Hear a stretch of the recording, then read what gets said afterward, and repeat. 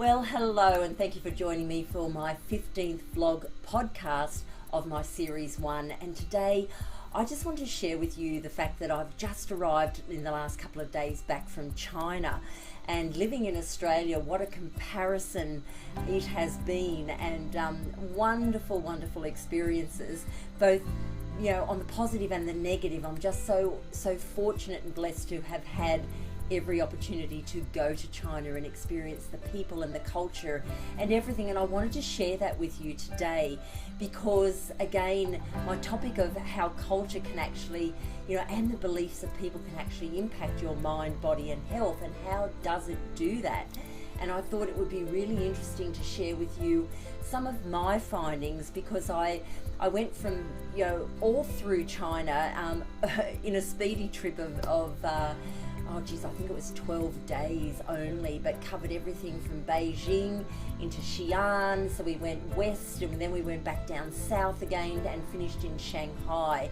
And so many opportunities, as I said, that we experienced, with climbing the Great Wall and seeing terracotta warriors and going into villages and having a home-cooked meal with a farming community family, so living off the land. It was just superb.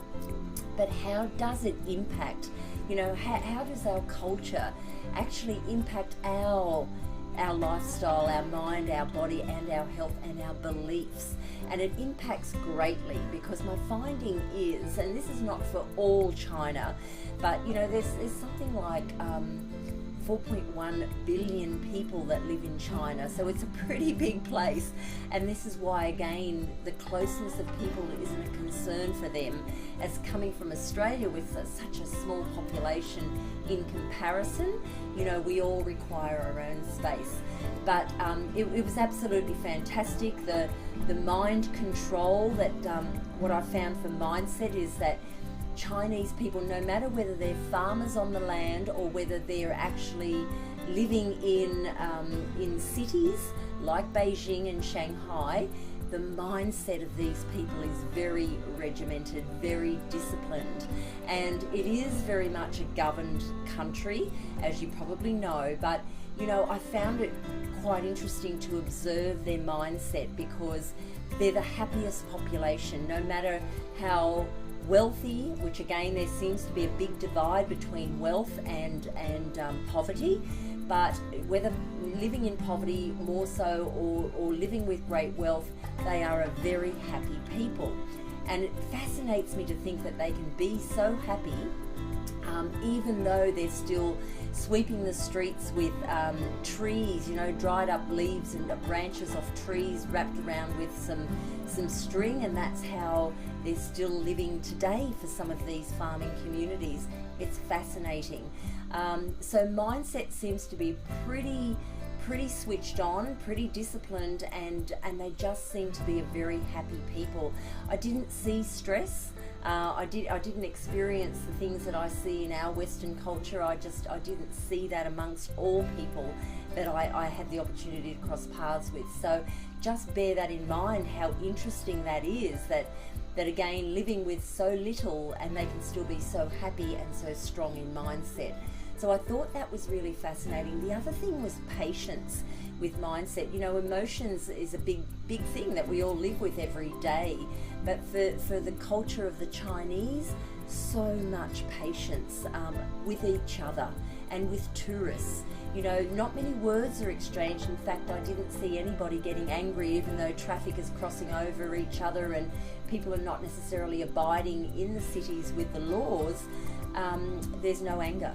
There's very much patience, and everybody sits and waits. And I thought, wow, we could all take a leaf out of that book just to sit back and realise that we don't need to get into overwhelm. If we just have that patience to sit back for a couple of minutes or even 60 seconds, would allow us to keep ourselves in a very calm state, and then we can move on. So that in itself, with mindset, fascinating things that I found.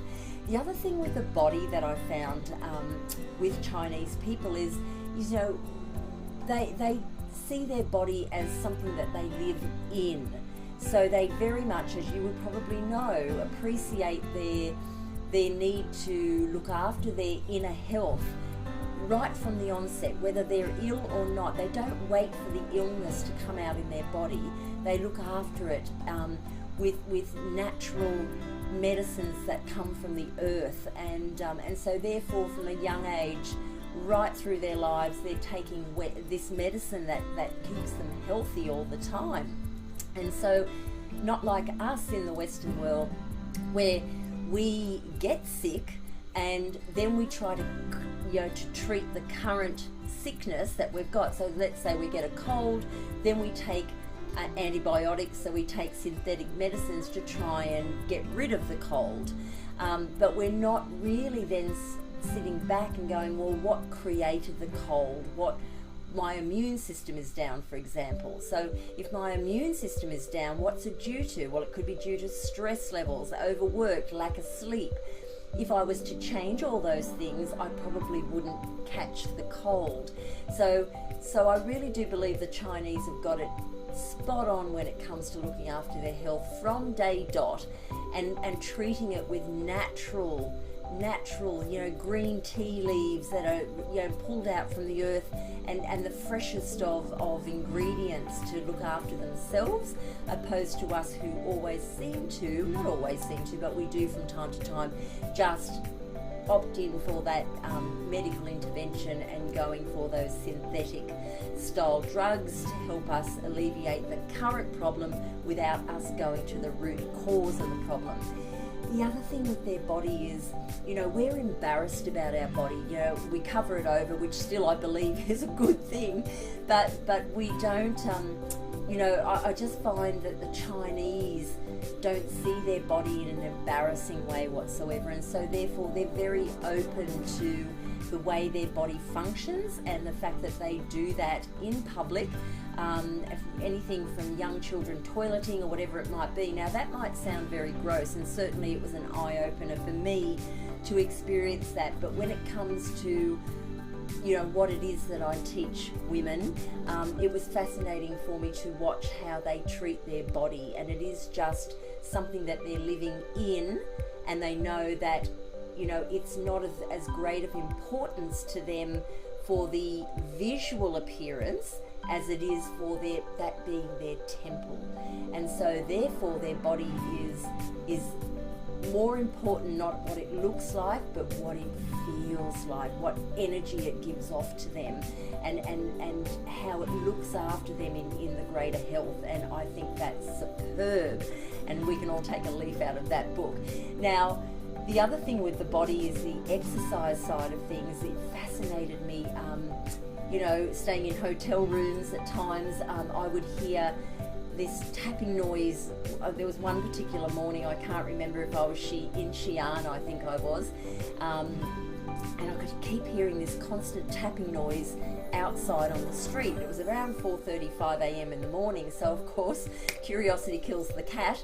I got up, I had a look, and I'm finding an elderly gentleman. He had to be in his 70s, and he's cracking a whip on the street, and it's a massive whip, as if you can imagine. He's whipping it over his head and he's slashing it down on the concrete, and that was the sound I was hearing, him slashing it on the concrete. Now, fascinating, that's his form of exercise. But as the morning went on, he was not the only one that was in the square doing that down on the street below my window. So I was experiencing a number of people were whipping their whips around and smacking them down and getting that physical movement, almost like Tai Chi. Then there would be masses of people over a period of hours who would all congregate together and do their different forms of Tai Chi and meditation, all open in the squares. So all open in public, sitting in parks or on benches or just on the concrete. Fascinating how they did all that. Before work, there was always a group of people who would come together, again, 7 o'clock in the morning. They might start work at 8, and they'd all be kicking soccer balls amongst each other and physically moving. It's such a big thing for Chinese people to move their bodies because they know the benefit, the health benefit that doing so is going to give them. So it inspired me to see this culture and just how on the ball they are with things that they do for their body, which is fantastic. And then the health overall, you know, when it comes to their food, you know, I had authentic Chinese food the entire time I was there, and I was grateful for doing that. I guess in a way, you know, it wasn't too different in the sense of what I like to eat, which is lighter food. They're very much into, you know, wonton soups and noodles are huge. And of course here in our Western world, we're taught to stay away from the carbohydrates. But 90% of their diet or 80% of their diet is noodles, and even on trains you can buy tubs of noodles, and on the train they provide hot water outside of each bathroom in each carriage. You've got hot water so that you can travel and have your noodles. So that was a large part of what we ate, and even though there was some meat options there, there was only one time I did choose to have the very leanest of beef, almost transparent, that I boiled, along with loads of fresh vegetables, so you can imagine, and then there's lots of different sauces and flavours and herbs that you can put on top of it. So that was a beautiful thing in freshness. But the Chinese people eat light, they eat little, they've got it together, they know that their stomachs only require a small amount of food, and so therefore they survive on a small amount of food, not like us in the Western world where we load it up on the plate or in the bowl and are not satisfied until we feel that full feeling. And so again, it was another page out of their book, because I did not see one overweight, not one obese or extremely overweight Chinese person. And certainly in the farming regions in the western part of China, never did I even see a person that would be 2 kilos overweight. In fact, they were possibly just on the standard of slightly underweight to a perfect weight. But they labour all day on the farm, so you can imagine they're working their bodies for very long hours. Not a 7 till 3 or a 9 to 5. They pretty much work 5 o'clock in the morning till 7 o'clock at night. So they're hard-working people.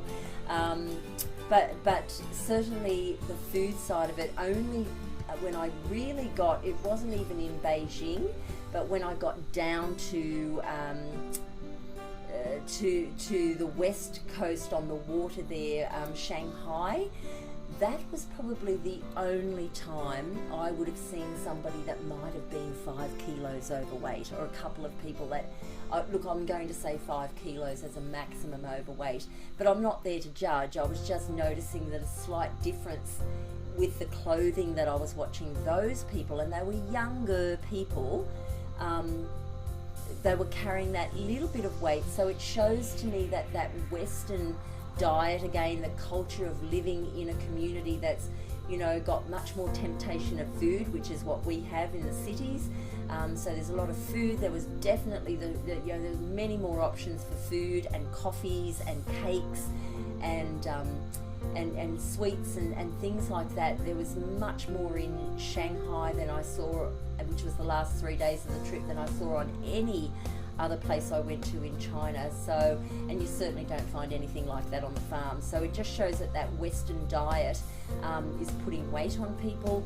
It showed that there was possibly a lot more stress because we were in a high, techie region of young minds that are there creating, and high rises everywhere the way they live. So obviously stress levels would need to be much higher for that community. So sleep would then be detrimental, and things would change in their sleep patterns too, no doubt. Not that I observed it, but that's just a common trend that happens. So what I'm saying is, again, it was just interesting to go along and have the opportunity to see how their culture in China worked, and have the ability to compare it to the culture of Australia, and no matter where you are in the world, it's having a look at what your culture is and how influenced are you by your culture. You know, where does your mindset sit? How disciplined are you? How controlled are you in your mindset? How important are your goals to you? And so start to assess that, and then looking at your body as more of a temple that houses the energy and the love that is so important to have in your body every day, and this is the way we thrive, rather than worry about our external appearance having to be a certain size or have a certain tone or whatever it might be. Yes, it's lovely to have, and I'm not saying it's not important, because that's the way our culture has brought us up.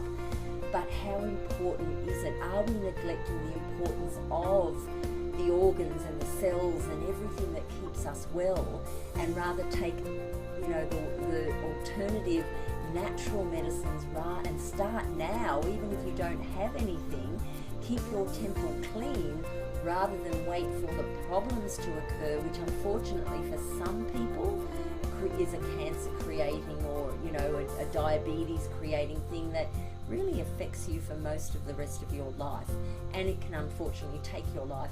And the other thing is that health, again, just worrying about what we're eating, and in China they don't worry, because everything is pretty clean and ordinary and simple, and the making of that food is very simple as well, opposed to us, where we have a lot of processed foods coming into our diets. So these are the things that I just wanted to share with you. I had an awesome trip. I hope you pulled something out of there today to think, maybe I need to start considering a better way of doing what you might be doing today. But I know I've certainly come back, and it's reinforced to me that mindset is so important, for just having that clarity to keep yourself on track every day.